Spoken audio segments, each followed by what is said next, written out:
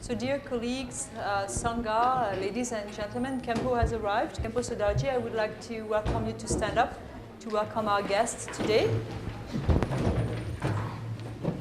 Thank you, Khenpo, for coming to see us today at York University. And I'm inviting you to sit for a few minutes while we are introducing our acting dean, Professor and Dr. Michasiw, who will say a few words to welcome you officially at York University for your very first visit as a scholar to Canada. Thank you.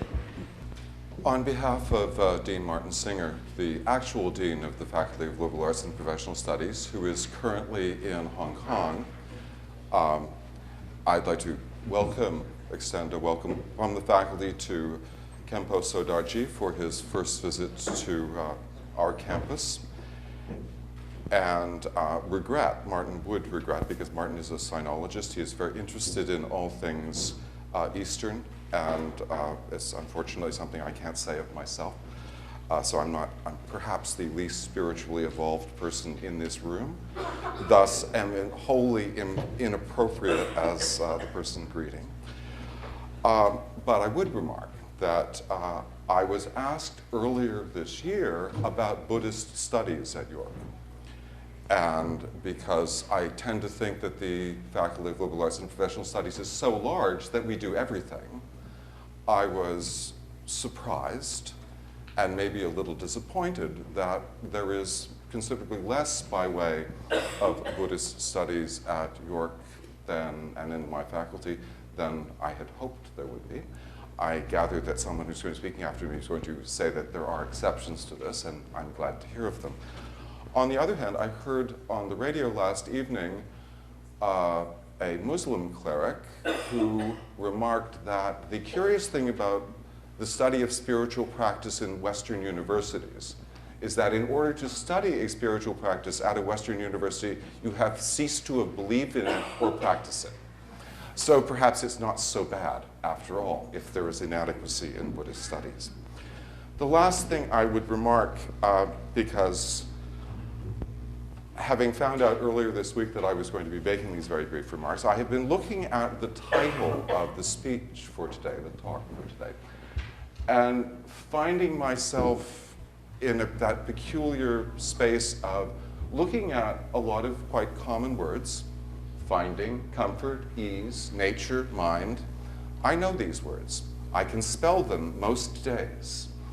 But finding them aligned one with another, as if there were something about the nature of mind as we know it in Western universities that is a source of comfort and ease, is as if I have started to speak a foreign language. I am assuming that our principal speaker for this afternoon does not find this to be speaking a foreign language and is not as confused by these words in intimate contact with one another as perhaps I am. At which point I would resign the podium to those more worthy of it. Thank you very much, Dr. Michasiw. Okay, so I am Professor Tomaszewski. I'm a sociologist of culture, and I have the privilege here of actually introducing some students to religious studies and to Buddhism. I would like to say that we are really thrilled to have such a scholar of that caliber coming to York to talk to us today.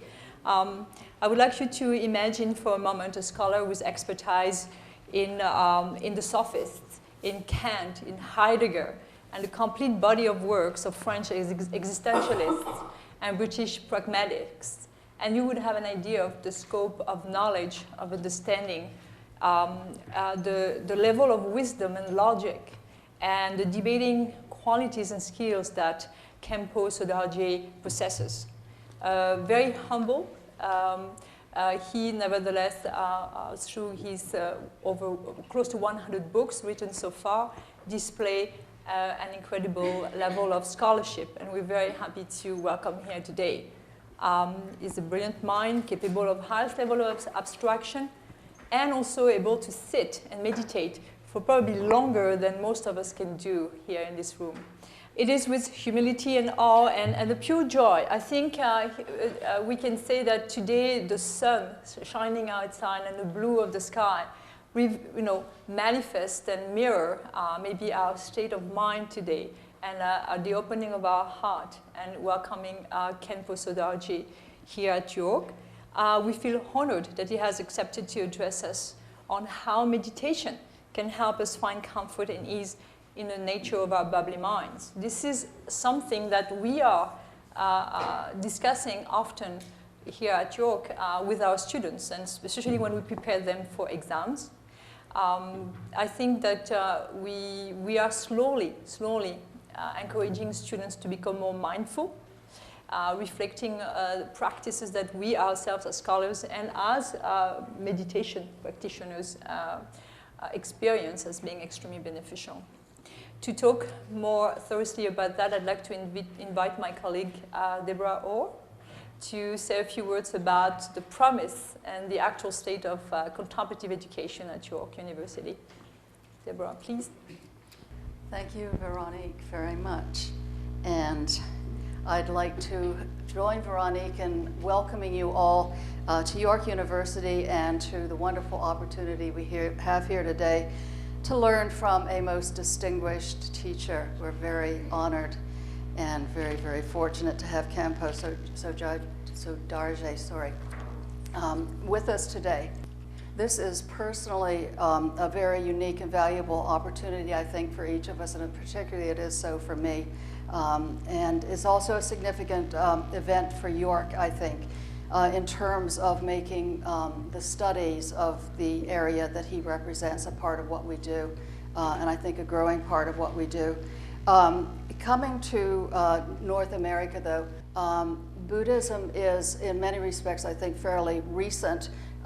It wasn't really until, I think, the beginning of the last century that it started to become widespread here. Teachers like D.T. Suzuki and others would come and start to spread the Dharma and start to get more and more people interested. And well, I'll confess, when I was a kid, I got interested through reading the beats, through the poets and the literature of the beat writers in the U.S. And I think they were actually very and continue to be important in spreading this. As well as then those early teachers, more recent teachers, for instance, particularly Thich Nhat Hanh, who was here in Toronto just recently, has given it more and more of a broad and enthusiastic acceptance amongst people here. So it's something that's growing, I think, something that people are starting to become interested in and acceptant of.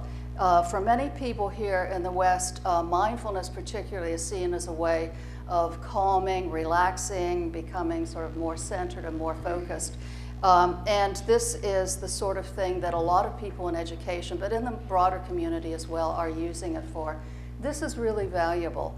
It's certainly valuable for students here at York, and we have presentations and programs and so on where students can come and learn to meditate or have a little bit of a getaway and a time to focus and center themselves. It's also, though, becoming more studied in the various departments at York, and I know in religious studies, particularly in psychology, in the Department of Humanities where I teach, as well as other places in York University. It's becoming part of the coursework. I've been really fortunate in being in humanities because it gave me an opportunity to start to teach. I taught an undergraduate course for quite a few years, embodied understanding, and we would learn meditation and yoga, but also the text. And I think this is really important to get that background in the text. And I have a graduate course starting in the winter, Introduction to Mindfulness, again with the text. And I stress that because I think, as I said, mindfulness has been really important and will continue to be important for people to become more centered, grounded, more aware of themselves and what's going on around them. But I think it has more to contribute to teaching and learning. It's a way to foster the growth of students, to help them become more mature, more aware, and more compassionate. And in doing that, I think, as I've said, grounding in the text and having opportunities to see teachers such as Khenpo today will help to foster that. So this then, I think, today will be a very inspirational time for us and an opportunity for us to start to think about how we can increase the presence of mindfulness in our studies, in our work here at York.